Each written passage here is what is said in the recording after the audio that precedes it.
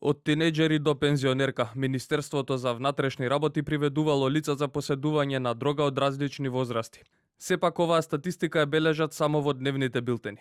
Во вкупната статистика не се впишуваат ниту возраста, ниту пак местото каде е заплената дрогата. Со образложение дека за полицијата е важно дека криминалот е сторен, а не возраста на лицата или местото каде одзеле дрогата. Поради овие причини телевизија 24 не доби одговор колку дрога е заплената во акции спроведени во кафулиња и ноќни клубови. Местата каде што се движат младите, а за кои родителите се почесто алармираат дека лесно доаѓаат во контакт со дрога. Од царината пак за телевизија 24 велат: минатата година заплениле 563 килограми марихуана, 5 парчиња екстази и 10 грама хашиш. Во првиот квартал на 2022 година запленети се 2 килограми хероин, над 1 тон прекурзори и 9 пакувања семе од печурки.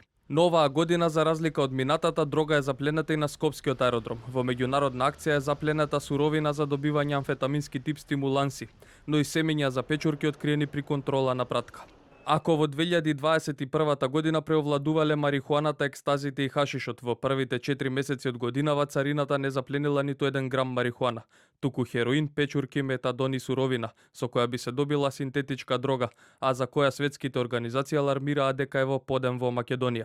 Во меѓувреме се полнат билтените на МВР за лица фатени со дрога, како што се случаите од последниве 3 дена со 22 годишникот Куманово и 24 годишникот Зајас, фатени со марихуана, 36 годишникот Шуто Ризари фатен со 2 пакетчиња хероин и 50 годишникот Куманово фатен со прашкаста материја. За ниту еден од нив нема информација колкава количина одзела полицијата, бидејќи од МВР велат за точната грамажа се чекаат вештачења.